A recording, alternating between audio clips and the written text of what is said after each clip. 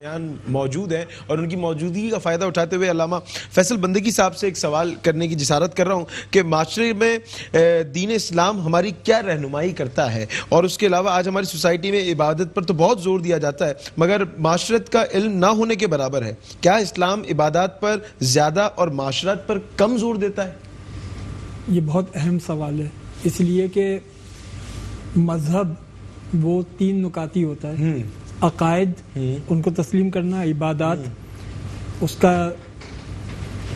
پر عمل کرنا، اور اس کے مطابق جو اخلاقیات ہیں، یعنی عقائد، اخلاقیات اور عبادات، یہاں تک مذہب محدود ہوتا ہے۔ ہم نے اسلام کو بطور مذہب ہی سمجھا ہے، لہٰذا جب اسلام کی بات ہوتی ہے تو ہمارا دھیان جاتا ہے نماز، روزہ، حج، زکوٰۃ کی طرف۔ اسلام مذہب نہیں ہے، اسلام دین ہے۔ دین ہے، میں یہ سوال کرنے والا تھا، اسلام مذہب ہے، دین ہے؟ اسلام دین ہے، دین ہے، ان الدین عند اللہ الاسلام۔ اللہ کے نزدیک دین صرف اسلام ہے۔ مذہب اور دین میں فرق یہ ہے کہ مذہب ان 3 نکات تک محدود ہے: عقائد، عبادات، اخلاقیات تک۔ دین اسے کہتے ہیں کہ کائنات کا کوئی مسئلہ آپ دین کے سامنے لے آئیں تو دین خاموش نہ رہے، سبحان اللہ، دین رہنمائی کرے۔ یہی وجہ ہے کہ اگر آج آپ کسی سے پوچھیں کہ رام چندر جی پاؤں میں جوتا کیسے پہنتے تھے، تو آج تاریخ یہ نہیں بتا سکے گی۔ آج آپ یہ پوچھیں کہ گوتم بدھ جب گھر سے باہر نکلتے تھے تو کون سا پاؤں پہلے رکھتے تھے، تاریخ نہیں بتا سکتی۔ لیکن جب یہی سوال آپ لے کر آئیں گے مسلمان عالم کے پاس تو وہ آپ کو بتائے گا کہ کون سا پاؤں پہلے رکھتے تھے اور کیا پڑھتے تھے۔ وہ یہ بتائے گا کہ کون سے پاؤں میں جوتا پہلے پہنتے تھے۔ یعنی دین اسے کہتے ہیں کہ چھوٹے سے چھوٹا مسئلہ ہو یا بڑے سے بڑا مسئلہ ہو، دین اس میں رہنمائی کرے۔ اب یہاں پہ ایک خاص توجہ طلب منزل یہ ہے کہ جو دین پاؤں میں جوتا پہننا میری مرضی پر نہیں چھوڑتا، کیا وہ سماجی نظام کو میری عقل پر چھوڑ دے گا؟ کیا کہنے، معاشرتی نظام کو میری عقل پر چھوڑ دے گا؟ اس کے لیے بھی دین رہنمائی کرتا ہے۔ سوال یہ ہے کہ دنیا بھر میں دیگر مذاہب ہیں، وہ کبھی نہیں کہتے کہ ہمارے مذہب کو ریاست پر نافذ کر دو۔ یہ مسلمان کیوں کہتے ہیں؟ اس لیے کہ مسلمان ہی کہہ سکتے ہیں۔ دنیا کا کون سا مذہب ہے جو ریاستی قوانین دیتا ہو؟ دنیا کا کون سا مذہب ہے جو اقتصادی قوانین دیتا ہو، معاشی قوانین دیتا ہو، سماجی قوانین دیتا ہو، سیاسی قوانین دیتا ہو، سفارتی قوانین دیتا ہو؟ یہ اسلام ہے۔ اسلام بڑے سے بڑا مسئلہ ہو یا چھوٹے سے چھوٹا مسئلہ ہو، رہنمائی کرتا ہے۔ اسلام سماجی دین ہے۔ یہی وجہ ہے کہ اسلام کے اندر جو سماجی امور ہیں اس کو دین کا درجہ حاصل ہے، یعنی اس میں دین پر عمل کرنا ہے، اس میں دین کی اقدار کے مطابق آپ کو سماجی اقدار قائم کرنی ہے۔ ان سماجی اقدار کے اندر غلبہ دین کا ہوگا، اس لیے کہ انسان اپنی عقل سے بہت سارے سوالات کے جوابات نہیں جان سکتا کہ وہ کیوں پیدا ہوا ہے، مرنے کے بعد اس کے ساتھ کیا ہوگا۔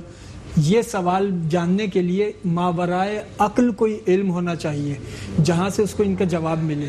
ماورائے عقل علم نبوت کہلاتا ہے، اور وہ نبوت اللہ اور بندوں کے درمیان ایک ربط ہوتا ہے۔ تو نبوت کے نظام کے ذریعے دین حاصل ہوتا ہے، اور اس میں انسان کو عبادت کی مقصدیت، اور عبادت سے مراد میری صرف رکوع و سجود نہیں ہے، عبادت سے مراد یہ ہے کہ ایک اچھا بیٹا بن جاؤ، یہ عبادت ہے، ایک اچھے شوہر بن جاؤ، یہ عبادت ہے، ایک اچھے پڑوسی بن جاؤ، یہ عبادت ہے، ایک اچھے حاکم بن جاؤ، یہ عبادت ہے، زندگی کے جس شعبے سے وابستہ ہو اس شعبے میں عدل قائم کرو، یہ عبادت ہے۔ زبردست زبردست۔ میں علامہ جواد حسین عابدی صاحب آپ سے پوچھنا چاہوں گا، اسلاموفوبیا کیا ہے، اور اس میں یہ دنیا میں جو بڑھتا ہوا اسلاموفوبیا ہے اس کی کیا وجوہات ہیں، اور کیا مسلم امہ کو اس میں کوئی نیک شگن ہے، خطرہ ہے، کیا معاملات ہیں؟ بسم اللہ الرحمن الرحیم، الحمد للہ والصلاۃ والسلام علی اہلہا، اما بعد۔ آج کا بڑا یوں کہیے کہ ایک عجیب و غریب نوعیت کا عنوان ہے، اور میں سمجھتا ہوں کہ جتنا بھی اس پہ گفتگو کی جائے کم ہے۔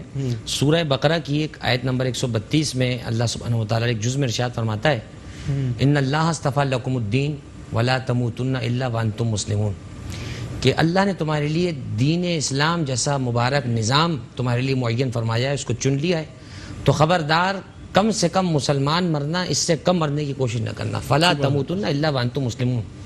پروردگار ہمیں دیکھیں مسلم دیکھنا چاہتا ہے. مسلم جب ہم کہتے ہیں تو مسلم تسلیم سے نکلا ہے. تسلیم کہتے ہیں سرنڈر کر دینے کو, کسی کے آگے زیر ہو جانا.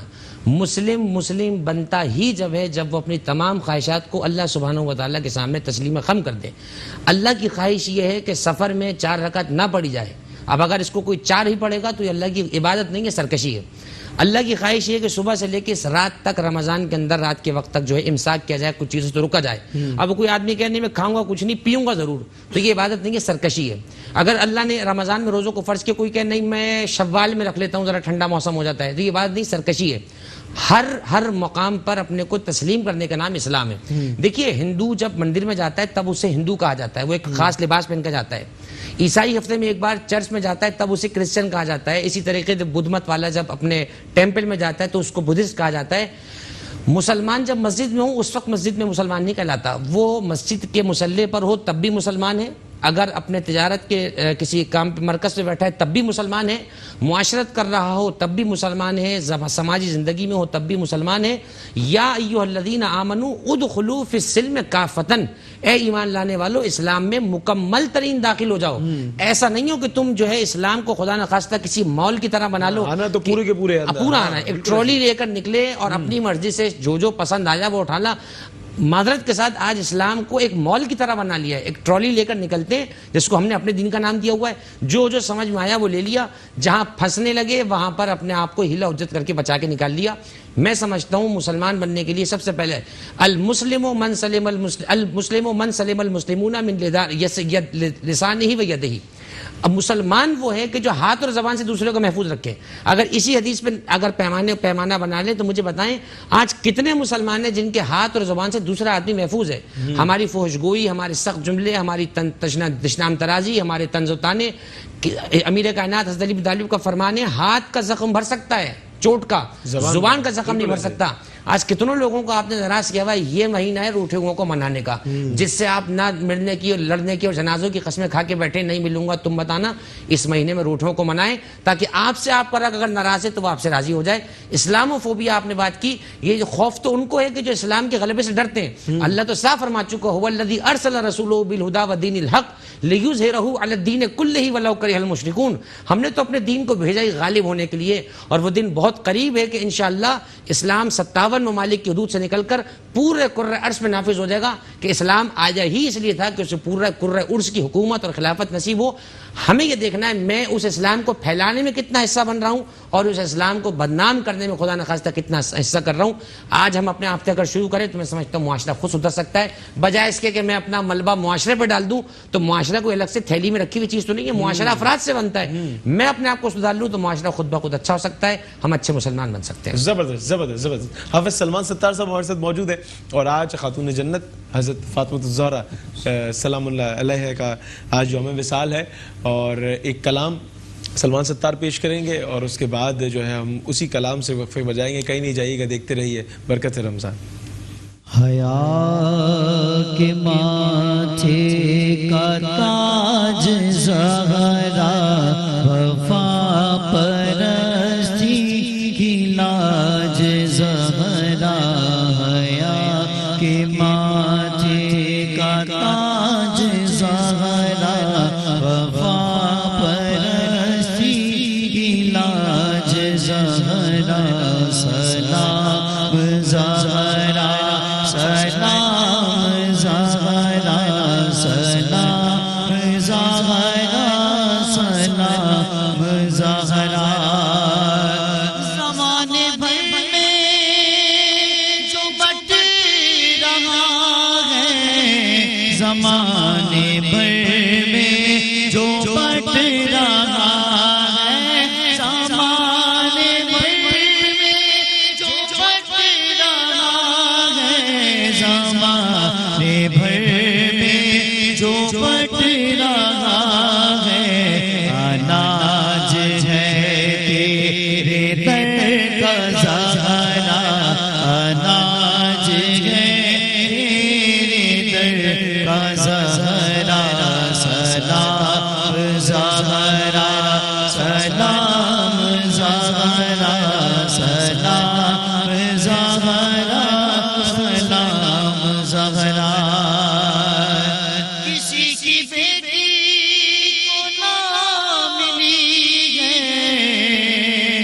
کسی کی بیٹی نہ ملی ہے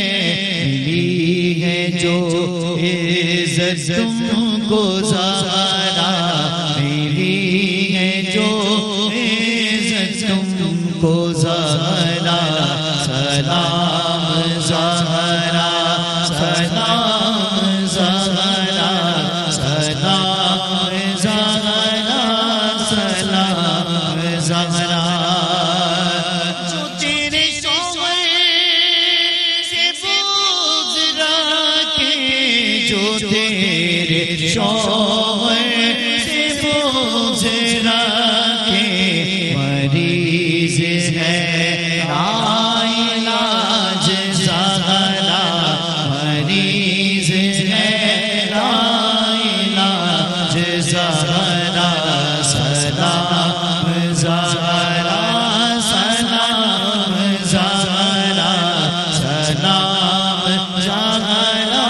سلام زہرا سلام زہرا. ہر کوئی ویلکم بیک ناظرین، ایک بار آپ کو پھر سے خوش آمدید کہتے ہیں ماہ رمضان کی خوبصورت لائیو نشریات بنام برکت رمضان، اور میں ہوں آپ کا میزبان محمد اریب. ناظرین گرامی، آج خاتون جنت کا دن ہے، ان کے یوم وصال ہے. میں مفتی رشید احمد خورشید صاحب سے یہ پوچھنا چاہوں گا قبلہ، کس طریقے سے ان کی ذات پاک سے آج کل کی خواتین کو جو ہے وہ ان کے ایک راہ لینی چاہیے، فٹ پرنٹس لینے چاہیے، کس طریقے سے تمام معاملات کرنے چاہیے؟ بسم اللہ الرحمن الرحیم. یہ تو آپ نے ایک ایسا بہترین موضوع یعنی چھیڑ دیا ہے کہ جی چاہتا ہے کہ آدمی اس پہ بات کرتا رہے. اور وجہ اس کی یہ ہے کہ اگر ہم حضرت فاطمہ رضی اللہ تعالی عنہ کی حیات طیبہ کا مطالعہ کریں تو ان کی زندگی کا ایک ایک لمحہ سبق ہے، ایک ایک لمحے میں ہمارے لیے درس ہے. سبحان اللہ. اور اتنے اہم پیغامات، اتنی اہم تعلیم حضرت فاطمہ رضی اللہ تعالی عنہ نے اپنی زندگی میں ہمیں دی ہے کہ اگر ہمارے معاشرے کی خواتین اس کا عشر عشیر بھی اختیار کر لیں، اس کا کوئی 10واں حصہ بھی اختیار کر لیں، تو نہ جانے ان کو ترقیوں کی اور کامیابیوں کی کون سی اعلیٰ معراج اللہ تعالیٰ نصیب فرما دیں.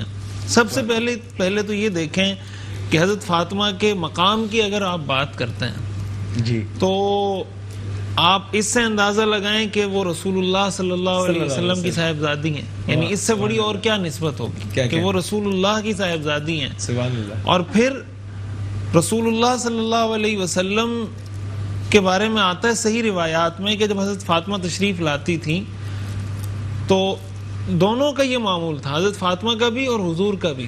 جب حضور حضرت فاطمہ کے پاس تشریف لے جاتے تو حضرت فاطمہ اپنی جگہ سے کھڑی ہو جاتی اور حضور کے ہاتھ کو بوسہ دیتی، اور جس جگہ پر خود بیٹھی ہوتی حضور کو وہاں بٹھا دیا کرتی تھیں. اسی طرح جب حضرت فاطمہ حضور کے پاس آتی تھیں تو حضور اپنی جگہ سے کھڑے ہو جایا کرتے تھے سبحان اللہ. اور حضرت فاطمہ کے ہاتھ کو بوسہ دیتے تھے، اور جس جگہ آپ تشریف رکھتے تھے ان کو وہاں بٹھا دیا کرتے تھے. اب اس سے ایک اہم میسج جو آج کے معاشرے کو ملتا ہے، والدین کو، معاشرے کو، کہ بیٹی کی کتنی اہمیت ہے. ہم رسول اللہ صلی اللہ علیہ وسلم ہمارے لیے اسوہ حسنہ ہیں. رسول اللہ نے اپنی بیٹی کو کیسی رسپیکٹ دی. حدیث میں آتا ہے کہ جب آپ کہیں سفر پہ جاتے تھے تو حضرت فاطمہ سے مل کے جاتے تھے، اور جب واپس آتے تھے تو حضرت فاطمہ سے ملنے کے لیے جاتے تھے کہ میں سفر سے واپس آ چکا ہوں. پھر حضرت فاطمہ رضی اللہ تعالی عنہ کی زندگی کی طرف اگر ہم آتے ہیں، ان کی ازدواجی زندگی کی طرف، ان کی اپنی ذاتی زندگی کی طرف، جس طریقے سے انہوں نے قناعت کے ساتھ، صبر کے ساتھ زندگی گزاری، اور زندگی میں کوئی تکلیف آئی، کوئی پریشانی آئی. حدیث میں آتا ہے کہ ایک مرتبہ حضرت فاطمہ حضور کے پاس آئیں اور حضور سے عرض کیا کہ یا رسول اللہ، آپ کے پاس مال غنیمت میں بہت سے غلام آئے ہوئے ہیں، تو میں آٹا چکی یعنی پیس کے میرے ہاتھوں میں اس کی وجہ سے تکلیف ہو رہی ہے، اگر کچھ غلام مجھے بھی عنایت کر دیں. تو رسول اللہ صلی اللہ علیہ وسلم نے فرمایا کہ اگر میں تمہیں اس کے بدلے میں کچھ ایسی چیزیں بتا دوں کہ جو اس سے تمہارے لیے بہت زیادہ بہتر ہیں، تو کیا تم اس کو لینا پسند کرو گی یا غلام کو لینا پسند کرو گی؟ تو حضرت فاطمہ نے فرمایا کہ جو آخرت کی چیز ہے یقیناً میں اسی کا سودا کروں گی. تو جس کو تسبیح فاطمی کہا جاتا ہے کہ حضور نے ان کو فرمایا کہ 33 مرتبہ سبحان اللہ، 33 مرتبہ الحمدللہ، 33 مرتبہ 34 مرتبہ اللہ اکبر پڑھیں، یہ تمہارے لیے بہت سے غلاموں سے بہتر ہے۔ حضرت فاطمہ رضی اللہ تعالیٰ عنہ نے حضور صلی اللہ علیہ وسلم کی بات سنی اور تشریف لے گئیں، اور حضرت علی رضی اللہ تعالیٰ عنہ کو بتایا کہ یوں حضور کے پاس میں گئی تھی اور حضور نے مجھے یہ ارشاد فرمایا۔ اسی کے ساتھ ساتھ حضرت فاطمہ رضی اللہ تعالیٰ عنہ کی حیا، ان کی پردہ داری، سبحان اللہ، اگر اس کی آپ بات کریں تو روایات میں ان کے بارے میں یہ آتا ہے کہ حضرت فاطمہ نے یہ وصیت فرمائی تھی کہ میرا جنازہ رات کے وقت میں اٹھایا جائے تاکہ میرے جنازے پر کسی غیر محرم کی نظر نہ پڑے۔ تو آج اگر ہم آج کی مائیں، آج کی بیٹیاں، یہ حضرت فاطمہ کی بیٹیاں ہیں، تو ان کو یہ چاہیے کہ ذرا اپنی اماں جان کے اسوہ حسنہ کو تو دیکھیں، ان کی سیرت کو تو دیکھیں، ان کے کردار کو تو دیکھیں۔ ہمارے ہاں تو اگر کوئی عورت کسی غیر محرم سے بات نہیں کر سکے تو کہتے ہیں اس میں کانفیڈنس نہیں ہے، کیا کہنا ہے، یہ اس میں خود اعتمادی نہیں ہے۔ تو بھائی آپ دیکھیں صحابیات کی، پھر ازواج مطہرات، پھر فاطمہ رضی اللہ تعالیٰ عنہ کی حیات طیبہ کا مطالعہ کریں، تو میرے خیال سے اس سے بہترین آئیڈیل ہمارے لیے، ہماری کوئی نہیں ہو سکتا۔ بالکل ایسے ہی، بالکل ایسے ہی ہے۔ اچھا، میں جواد عابدی صاحب آپ سے پوچھنا چاہوں گا، آپ کوئی روشنی ڈالنا چاہیں گے؟ ایک اتنا خوبصورت موضوع چل رہا ہے اور بات ان کی ہو رہی ہے جن کے والد جو ہے، جن کے بابا جان جو ہے وہ ہمارے آقا و مولا ہیں، تو آپ کوئی روشنی ڈالنا چاہیں گے؟ بسم اللہ الرحمن الرحیم۔ سب سے پہلی بات تو یہ ہے کہ دیکھیے بعض اوقات یہ ہوتا ہے کہ ایک ہوتا ہے شخص، ایک ہوتا ہے شخصیت۔ شخص فنا ہو سکتا ہے، شخصیت فنا نہیں ہو سکتی ہے۔ آج اگر 1443 سال بعد بھی ان کا تذکرہ خیر ہو رہا ہے تو اس کا مطلب یہ کہ وہ شخصیت اتنی اعلیٰ و عرفہ ہے۔ اور پھر میں تو یہ سمجھتا ہوں کہ جن پر صلوات پڑھے بغیر نماز مکمل نہ ہو، ان کا ذکر کے بغیر ہماری محفل یا نشست کیسے پوری ہو سکتی ہے؟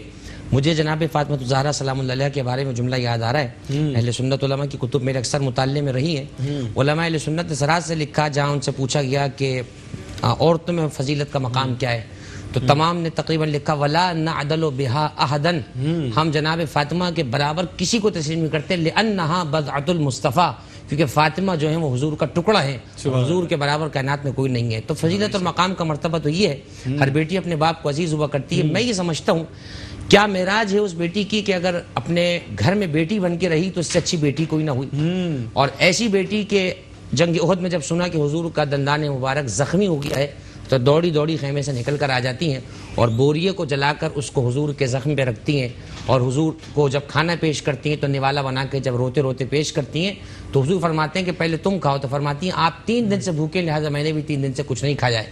یہ ایک بیٹی کا کردار ہے۔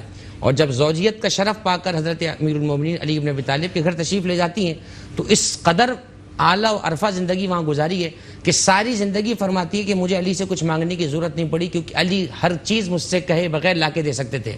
ایک دفعہ آخری مرتبہ جب زندگی کی کچھ علالت کے ایام تھے آپ کی شہادت اور وفات سے پہلے، تو اس وقت جو ہے وہ حضرت علی نے پوچھا کہ کچھ طلب ہے تو بتاؤ، فرمایا کہ اگر انار مل جائے تو بہت اچھا ہے۔ اب آپ اندازہ کریں کہ ایک بیوی جس نے زندگی بھر کچھ نہ مانگا اور آج کچھ مانگ لے تو آپ کو تو بس نہیں چلے گا، آپ تارے بھی توڑ کے زمین پہ لے آئیں۔ حضرت علی چلے بازار کو، انار کو بازار سے خریدا۔ اب جب چلے تو کسی بیمار کو دیکھا، وہ کرا رہا تھا۔ انار ذرا ایک یوں کہیے کہ جہاں افزاں ایک پھل ہوتا ہے، تازگی آ جاتی ہے۔ بیمار کے پاس بیٹھ گئے، خیریت پوچھی، کا کچھ کھانا چاہتا ہے؟ کہا انار کب سے نہیں کھایا، اگر انار مل جائے تو بہت اچھا ہے۔ وہ انار جو اپنی زوجہ مبارکہ کے لیے لے کر جا رہے تھے اس کو کھول کے اسے کھلا دیا۔ گھر پہنچے تو خالی ہاتھ۔ حضرت جناب زہرا نے پوچھا کہ آپ گئے تھے کچھ لے کر کیوں نہیں آئے؟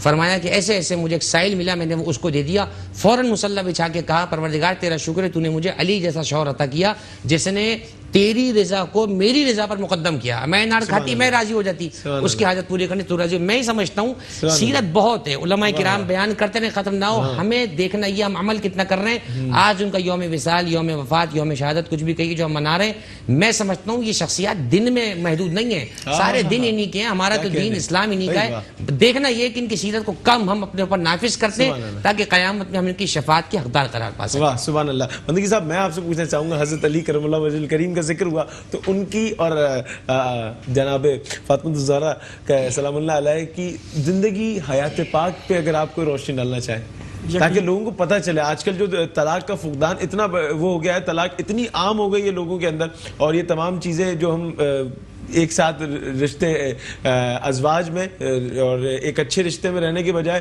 جو ہے وہ لیو ان ریلیشن شپ کا دور آ گیا ہے، چیزیں آ گئی ہیں، تو کیا آپ ان کو کیا نصیحت کرنا چاہیں گے؟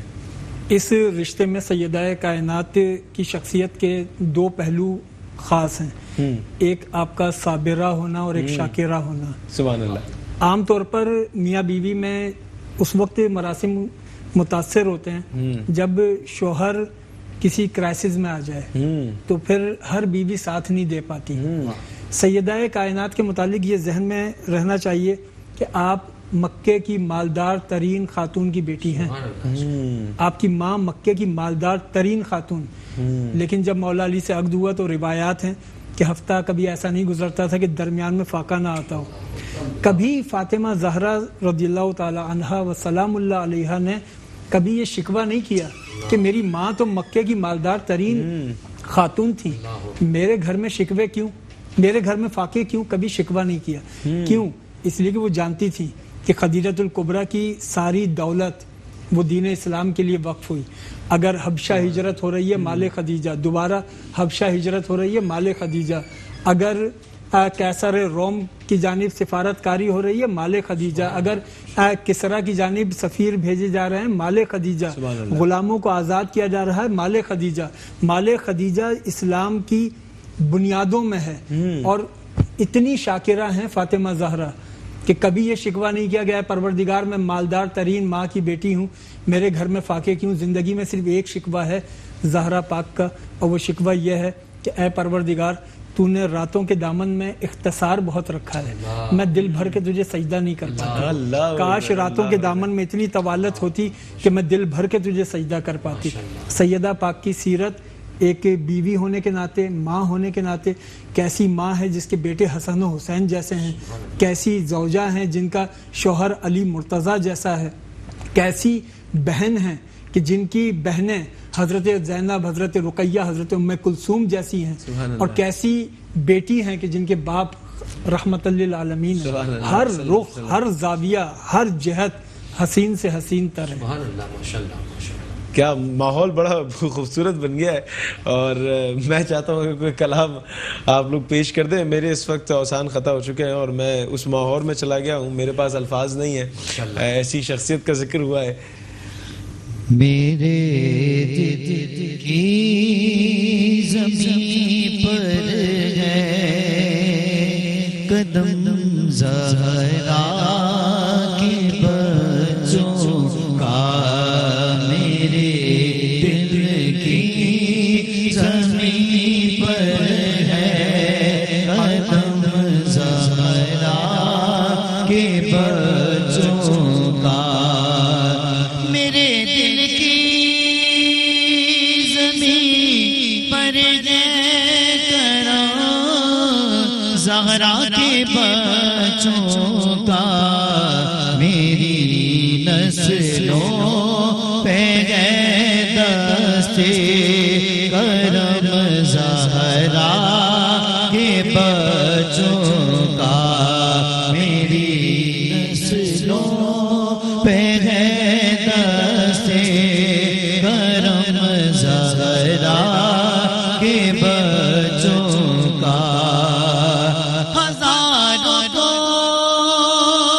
کوششیں کرنی زمانے نے جھکانے کی، ہزاروں کوششیں کرنی زمانے نے جھکانے کی، مجھے جھکنے نہیں دیتا، مجھے جھکنے نہیں دیتا کرم زہرا کے بچوں کا، مجھے جھکنے نہیں دیتا کرم زہرا کے بچوں کا، ہزاروں کوششیں کرنی زمانے نے جھکانے کی، مجھے جھکنے نہیں دیتا کرم زہرا کے بچوں کا،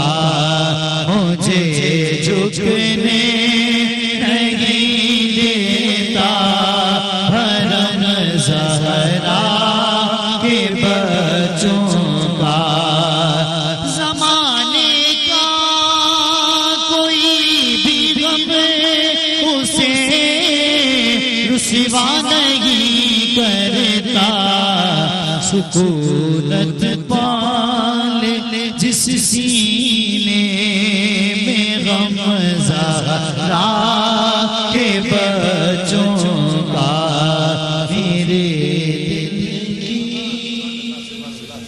سبحان اللہ. ناظرین گرامی، دامن وقت میں گنجائش بہت کم ہے. یہاں اپنے میزبان محمد عریف شیخ کو دیجیے اجازت. عالم دین آپ تمام کا بہت شکریہ. نعت خوان حضرات آپ سب کا بہت شکریہ. اور ناظرین گرامی آپ کا بہت شکریہ کہ آپ نے بہت محبت، عزت اور حوصلہ افزائی دی ہے. اور انشاءاللہ کل آپ سب سے ملاقات ہوگی اسی اپنے پن کے ساتھ. کہ آپ اپنا بہت خیال رکھیں گے. اپنے میزبان محمد عریف کو دیجیے اجازت. اللہ نگہبان. دیکھنے والوں، سننے والوں کو السلام علیکم ورحمۃ اللہ وبرکاتہ.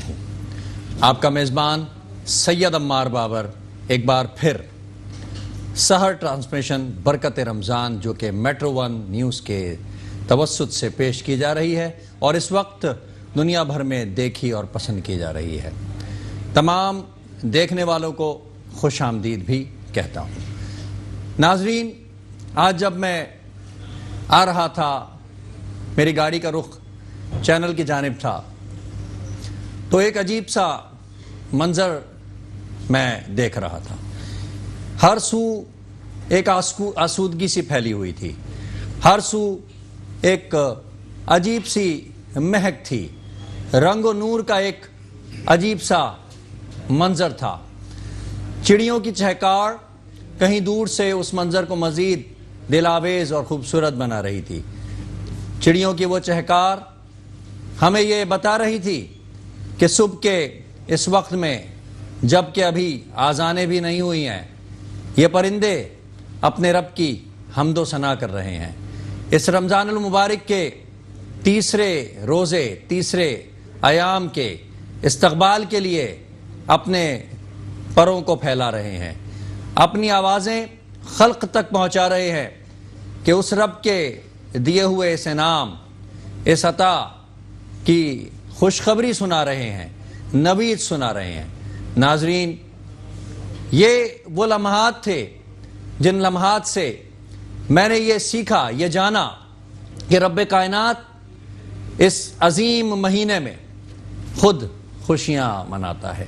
پروردگار عالم کی رحمتیں یہ نوید سناتی نظر آتی ہیں کہ ہے کوئی جو رحمتوں کو سمیٹ لے، کہ رحمتوں کا عشرہ جاری بساری ہے کوئی جو کرم مانگ لے اور میں اس کو کرم بخشش کے طور پر دے دوں، ہے کوئی اس وقت جو اپنے ماتھے کو میرے سامنے زمین پر رکھے اور مجھ سے جو التجا کرے میں اس کو وہ عطا کرنے والا ہوں، ہے کوئی جو اپنے دل کی اتح گہرائیوں میں موجود کوئی ایسی خواہش، کوئی ایسی آرزو جس کا کہ وہ پورا ہونے کا متمنی ہے، میں اس کی اس آرزو کو پورا کرنے کے لیے بیٹھا ہوں، کیونکہ میرا مبارک محبوب مہینہ، وہ رمضان، وہ روزے کہ جن کی تفویض کے لیے میں نے اپنے محبوب احمد مختار محمد مصطفیٰ صلی اللہ علیہ وآلہ وسلم کو عرش اعلیٰ پر مدعو کیا اور ان کے ہاتھ میں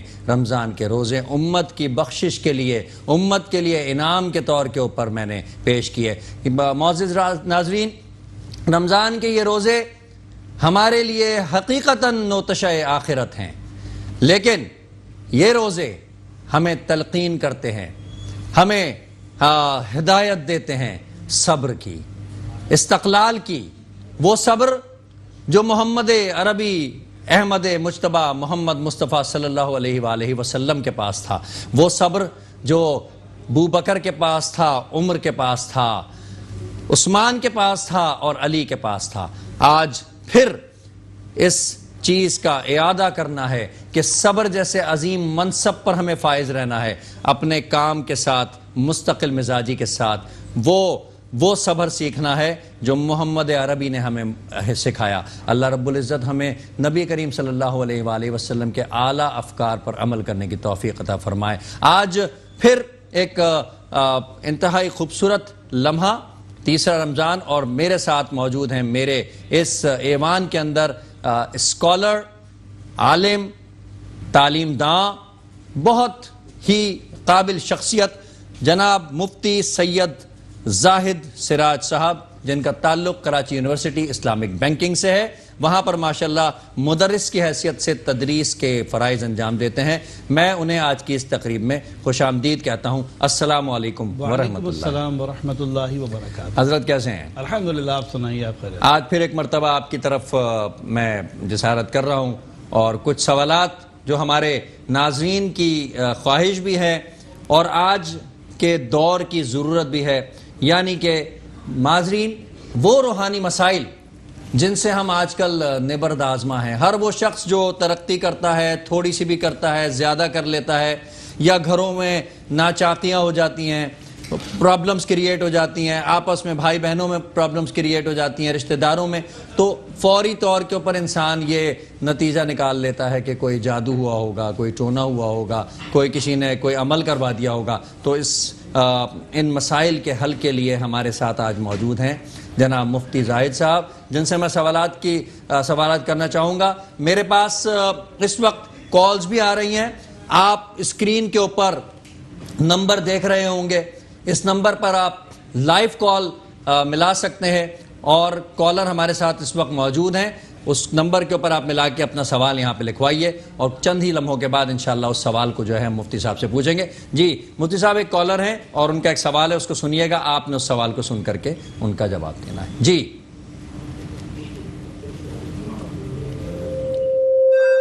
السلام علیکم. جی لائن ڈراپ ہو گئی ہے, چند لمحوں میں انشاءاللہ تعالی لائن دوبارہ جڑ جائے گی. میں اتنی دیر میں مفتی صاحب کی طرف چلتا ہوں. مفتی صاحب, کیا حقیقت ہے جادو ٹونے کی؟ حقیقت تو ہے, اس میں تو کوئی شک نہیں ہے, اور نبی صلی اللہ علیہ وآلہ وسلم پر بھی کیا. پھر انہوں نے اللہ تعالیٰ کے حکم سے وہ آیات پڑھی جن سے ان کا وہ جادو جو ہے وہ دور ہوا. تو تھوڑا سا حقیقت ضرور بیان کیجیے گا. بسم اللہ الرحمن الرحیم, نحمدہ ونصلی ونسلم علی رسولہ الکریم, اما بعد. یہ بات تو سب کو معلوم ہے کہ سیدنا موسیٰ کلیم اللہ علیہ السلام کے زمانے میں بالخصوص اور آج بھی جادوگر جس انداز میں کام کر رہے تھے اور کر رہے ہیں وہ ایک تاریخی اور دنیاوی اور حقیقی حقیقت ہے. اس سے انکار تو کم از کم کوئی بھی صاحب عقل و ذی شعور نہیں کر سکتا.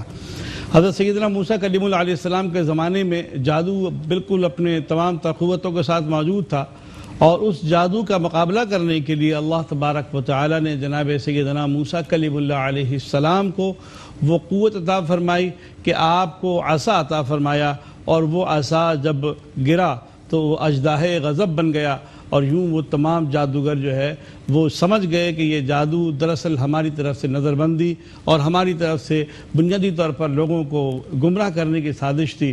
اور موسیٰ علیہ السلام کا جو عصا تھا, جو اژدہا بنا تھا, وہ حقیقتاً ایک معجزہ تھا, اور تمام جادوگر سجدہ ریز ہوئے اور انہوں نے کلام الہی کے سامنے اور نبی حضرت موسیٰ کلیم اللہ علیہ السلام کے سامنے اپنا اقرار عجز کیا اور اقرار کیا کہ ربنا آمنا برب ہارون و موسیٰ آمنا برب العالمین, کہ ہم ایمان لائے موسیٰ و ہارون کے رب پر, اور ہم ایمان لائے اللہ تبارک و تعالی پروردگار عالم کے. اس کے بعد ان کے ساتھ جو سلوک ہوا وہ ایک حقیقت ہے. تو جادو ٹونا یہ اس دور کی بھی حقیقت ہے. کل بھی گزشتہ گفتگو میں بالکل یہ بات کو کنٹینیو کرتے ہیں. ہمارے ساتھ اس وقت ایک کالر موجود ہے اور میں چاہوں گا کہ ہم ان کی کال لے لیں, اور اس وقت لائن پر موجود ہیں مفتی صاحب ہمارے ساتھ. اس موقع کا فائدہ اٹھاتے ہوئے مفتی صاحب آپ پلیز ان کا جو سوال ہے اس کو سنیے اور اسلام کی روشنی میں جو ہے اس کا جواب دیجیے. جی السلام علیکم. السلام علیکم, کہاں سے اور کون بات کر رہے ہیں؟ السلام علیکم ورحمۃ اللہ وبرکاتہ, کہاں سے اور کون بات کر رہے ہیں؟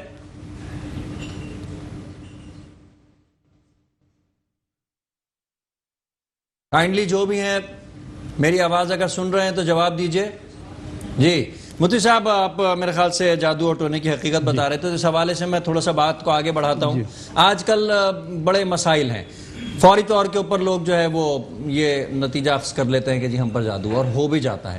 تو کیوں لوگ ایسا کرتے ہیں, اور پھر اس سے اگر وہ کر بھی دیتے ہیں تو حسد میں کرتے ہیں, جس میں بھی کرتے ہیں, تو اس کا کوئی حل بھی ہمارے ناظرین کو بتائیے.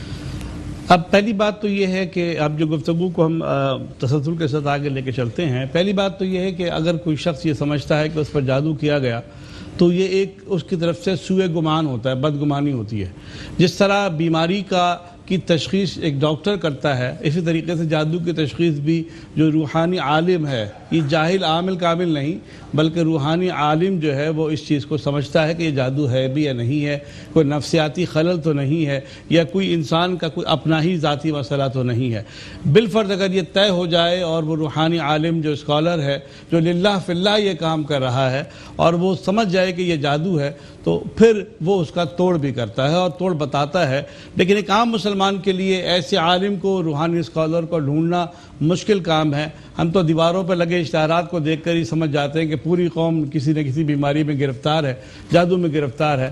تو اب اگر ایسا ہو تو حضرت رسول اللہ صلی اللہ علیہ وسلم کو اللہ تبارک و تعالیٰ نے معوذتین یعنی سورہ فلق اور سورہ ناس عطا فرمائی، اور جب سرکار دو جہاں صلی اللہ علیہ وسلم پر کچھ اثرات اس کے ہوئے، عام لوگوں پر تو بہت شدت کے ساتھ ہوتے ہیں، تو حضرت جبریل امین حاضر ہوئے، اور اس کے بعد حضرت مولا کائنات رضی اللہ تعالی عنہ کو تعلیم دی گئی سورہ فلق سورہ ناس کی۔ حضور صلی اللہ علیہ وسلم نے فرمایا کہ اس طرح جو ہے آپ جائیں، اور پھر جانے کے بعد جو ہے آپ کو ایک کنویں کے اندر سے ایک گڑیا سی بنی تھی جس میں سوئیاں تھیں، اور ایک آیت پڑھتے سورہ فلق کی، اور وہ سوئی نکالتے، پھر دوسری پڑھتے، پھر سوئی نکالتے، پھر تیسری پڑھتے، اس طرح مسلسل فلق اور ناس کی 11 آیات ہیں، ان 11 آیات کو پڑھ کر وہ سوئی نکالی تو وہ ساری کیفیت دور ہو گئی۔ تو مومنین کے لیے، مسلمانوں کے لیے ہے۔ بڑا انٹرسٹنگ آپ نے واقعہ سنایا جو حضور صلی اللہ علیہ وسلم کے زمانے کا تھا، ماشاءاللہ۔ جی